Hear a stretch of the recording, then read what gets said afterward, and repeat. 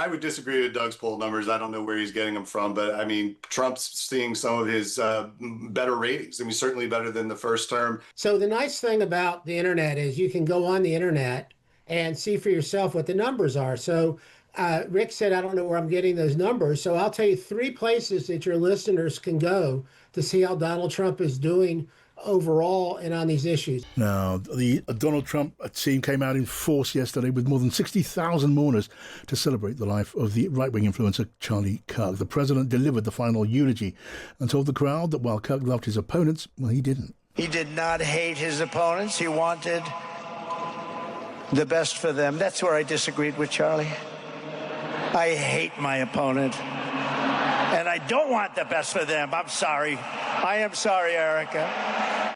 Well, the president has, and his team have been threatening to pull the licenses of broadcasters who air views the president doesn't like. And a number of voices on the right wing of politics are warning about that. This includes the Texas Republican Senator Ted Cruz. Speaking on his podcast, Verdict with Ted Cruz, he compared the move to that of gangsters. And so he threatens explicitly, we're going to cancel ABC's license. We're going to take him off the air so ABC cannot broadcast anymore.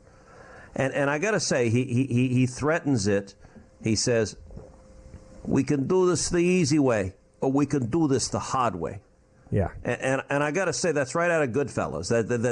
That's right out of a mafioso coming into a bar going, nice bar you have here. It'd be a shame if something happened to it. Well, let us get the thoughts of Rick Gates, former deputy campaign manager to Donald Trump. Hello to you, Rick. Great to see you, John. How are you? I'm well. Well, it's good to get you back. And Doug Sosnik is a former senior advisor to Bill Clinton. Hello, Doug. Hi, John. How are you? Welcome to you too, Doug. Rick, can I come to you first? It was remarkable, wasn't it, to hear a conservative Republican senator who has in the past praised Donald Trump, comparing the actions of those in his administration to mafia tactics.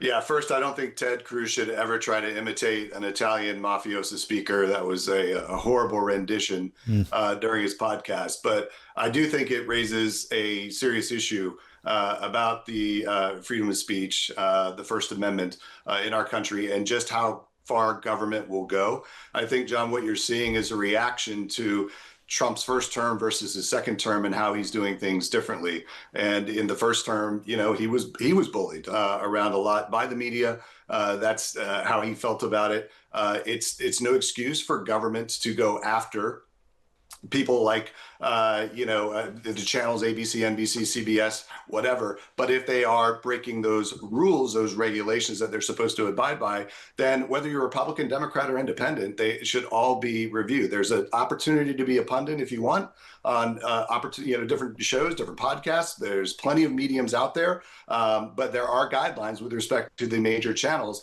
And again, politics aside, they should all adhere to those regulations.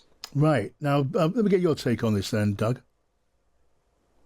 Well, I mean, for once, I guess I'm a little surprised. I agree with Ted Cruz. I mean, I think that Trump and his followers represent a distinct but robust minority in this country.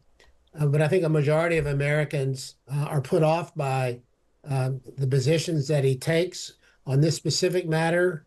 If you look at the clip that you played from the service yesterday, I don't think most people agree with the President of the United States should be talking that way. So I think the majority of the country does not agree with Donald Trump. And I don't think this is going to wear well over time for Trump and the Republicans. Well, this is fascinating. I mean, I'm a certain amount of agreement between the two of you from different sides of the aisle. I'm picking up very, very clearly here. So Rick, let me then put this to you, as it were, from the direction of the president and his team and supporters. I mean, Donald Trump has spoken about, and so has Brendan Carr, the chairman of the FCC, the Broadcasting Authority, said that what's required from these TV stations is impartiality, is not bias. Do they have a point where that is concerned? Yeah, absolutely. Again, I think this is a reaction to, decades of Democratic rule when they've been able to control the media, the airwaves, and the impact that they've had. And this is the first time, I think, the president and his team have had the tools and opportunity to fight against that. How far they take it is another issue. And what I've found is when the president focuses on those issues that matter, immigration, economy, crime, things like that, his poll numbers are doing extremely well. Issues like this are a little more sensitive to the American public. This is not something I would certainly campaign on, but it is certainly something that they're going to use the power and the tools that they have to change a wrong that they believe has existed for a very long time at the behest of the Democrats. It seems to me, Rick, that you share some of the concern that this is going too far. This is straying into the area of, I don't know, the use of regulatory power for political coercion. Is that a fair summary? Look, as long as the government's powers are not abused, and so you look at Jimmy Kimmel's situation, I think there is a lot of narrative there that is incorrect. That was not done by the government. That's not a government mandate. It wasn't an executive order. That was a corporate decision. Now, you can peel back the layers on how that decision was made within that corporation, and I understand there may be some more information coming out on that very subject, but that's where we need to be careful. This was not something that the government did or the government mandated, and I think that is a big difference. That's certainly something we don't want to see the government do moving forward either. Right. So Doug Sosnik, Rick Gates argues there that what happened in the case of Jimmy Kimmel, the very, very popular among many Americans, he will lose his show. He's lost his show because he upset some on the Trump wing of politics. We're hearing from Rick Gates that was a corporate decision. It wasn't the administration. What do you say? Oh, that's ridiculous. First of all, everyone sees this for what it is. Republicans will all tell you privately that. And the fact of the matter is that the government has only one time in history taken away a license of a broadcaster, and that was because that broadcaster engaged in fraud. So everyone knows what this is. But the fact of the matter is, while I agree with what Rick said about what Trump should be focusing on, the fact of the matter is that Trump is wildly unpopular. His job approval is in the mid-40s. He's underwater on immigration. He's at the lowest numbers he's ever had. He's a minus 14 on the economy, minus 19 on trade, and minus 30% on how he's handling inflation. And that ultimately is what people care about, not these circus and sideshows that he's putting out every day right now. Rick, your thoughts on that? This gets a great deal of attention. It attracts an enormous amount of debate, but it's not what moves the mind of the ordinary American in middle America on Main Street.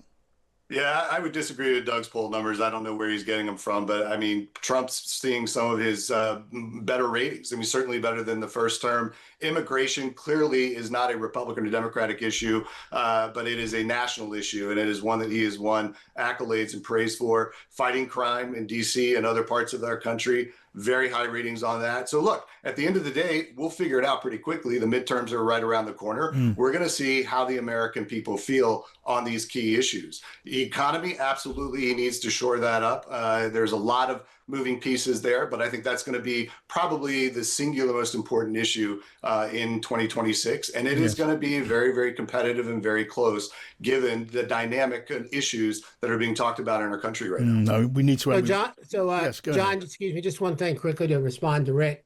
So the nice thing about the internet is you can go on the internet and see for yourself what the numbers are. So Rick said, I don't know where I'm getting those numbers. So I'll tell you 3 places that your listeners can go to see how Donald Trump is doing overall and on these issues. One is Real Clear Politics, which is owned by Republicans.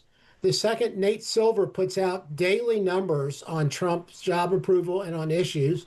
And the third is New York Times does a poll of polls of where Trump stands on a daily basis. So you can go to those 3 sources and see how Trump is doing. And what you'll see in all 3 sources are basically the same sets of numbers that I just read to you. Okay, I mean, your point is noted, Doug. I'm going to get back to this because we can have future conversations about opinion poll numbers. We can have future conversations about the American economy and how that plays with American voters. But just on the points at hand, Rick, I note the right-wing podcaster Ben Shapiro on the subject of the use of regulatory power in this, where he says one day the shoe will be on the other foot.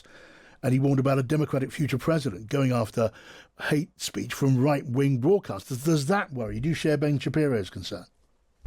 Yeah, I do. Look, I think at the end of the day, what the Charlie Kirk assassination showed is how divided our country is and how there should be and cannot be any tolerance for political violence whatsoever. And that is really where we've got to focus our efforts, not as politicians, not as Republicans or Democrats, but as American citizens. And the sooner that we can solve that problem, the better off we'll be. Otherwise, we are going to continue down this road of hateful speech. And some people, unfortunately, take that speech into other actions, and that's resulted in a lot of violence in our country. Yeah, Doug Sosnik, can you imagine a future Democrat administration using these kind of tactics to clamp down on right-wing commentators, podcasters, comedians, the like? Oh, I guess a little bit. Although Democrats are kind of wimpy. I mean, if you look at the history of Democrats in power and Republicans, Republicans tend to overuse power and Democrats tend to underuse power. So I do think that things do come around, but I think part of the Democratic DNA is probably not to push things the way Republicans do. Rick?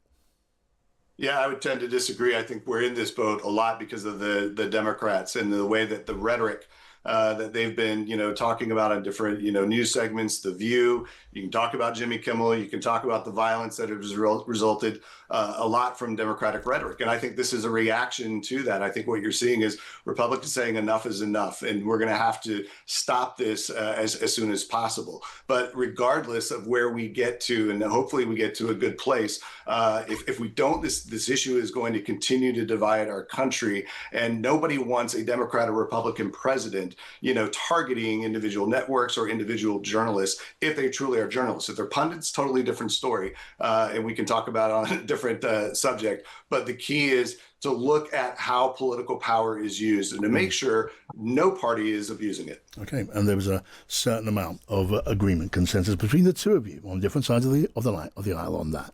Rick Gates, though, for now, and Doug Sosnik, thank you so much for joining me.